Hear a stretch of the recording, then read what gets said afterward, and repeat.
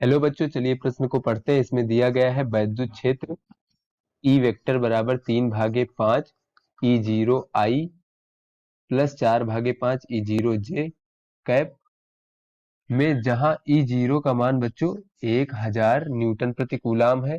ये जो है 0.1 मीटर वर्ग क्षेत्रफल वाली समतल प्लेट जो कि वाई जेड तल में रखी है, तो इस प्लेट से गुजरने वाले वैद्युत फ्लक्स की गणना कीजिए। तो बच्चों ये हमें हिंट दिया गया है। चलिए इस प्रश्न की मूल अवधारणा को समझ लेते हैं। बच्चों कोई भी क्षेत्रफल इस प्रकार से क्षेत्र है, इसका क्षेत्रफल S है, तो बच्चों इसका क्षेत्रफल सदिश S कैप हो जाएगा। एस कैप, तो एस कैप बराबर हो जाएगा बच्चों क्षेत्रफल और उस क्षेत्रफल के अभिलंबवत जो एकांक सदिश होगा वो, तो ये क्षेत्रफल का परिमाण और दिशा मिला के ये क्षेत्रफल सदिश हो गया।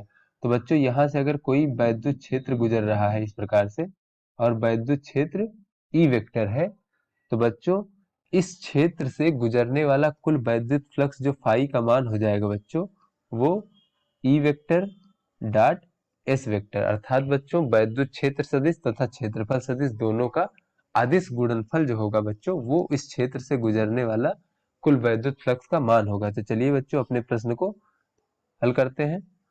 तो इस प्रश्न में दिया गया है बच्चों, ये हमारा एक्स अक्ष मान लेते हैं और बच्चों ये हमारा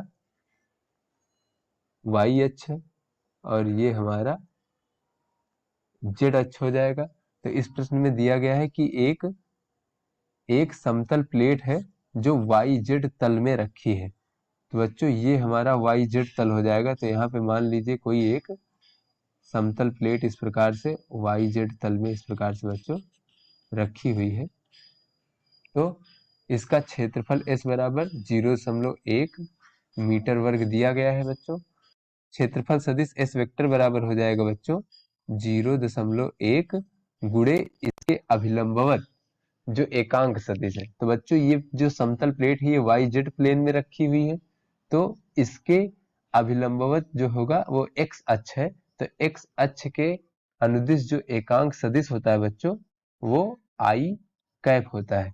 तो बच्चों ये हमारा क्षेत्रफल सदिश का मान हो गया। और बच्चों जो वैद्युत क्षेत्र ई वेक्टर बराबर हमें दिया गया है प्रश्न में, वो दिया गया है 3/5 ई जीरो आई कैप प्लस 4/5 ई जीरो जे कैप। तो बच्चों इस प्लेट से जो गुजरने वाला कुल वैद्युत फ्लक्स है उसका मान हमें ज्ञात करना है बच्चों।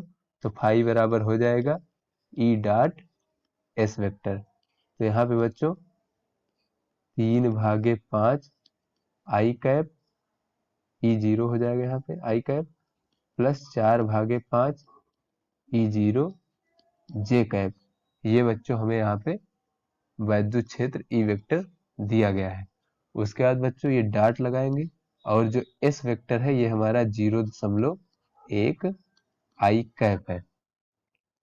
तो यहाँ पे बच्चों जब इसका अदिश गुणनफल करेंगे तो ये हो जाएगा 3/5 ई जीरो गुणे 0.1, क्योंकि बच्चों आई आई वाले जो पद है वो आपस में गुणा हो जाएंगे और इस क्षेत्रफल सदिश में जे का पद नहीं है, तो ये 0 हो जाएगा।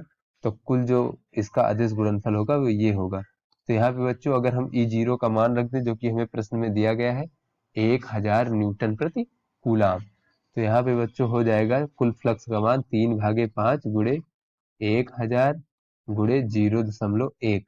तो यहाँ से बच्चों हमें फाई का मान प्राप्त हो जाएगा 60 न्यूटन मीटर वर्ग प्रति कूलाम। बच्चों इस प्लेट से गुजरने वाला कुल वैद्युत फ्लक्स का मान हमें प्राप्त हो गया। तो आशा करते हैं बच्चों ये आपको समझ में आ गया होगा। धन्यवाद।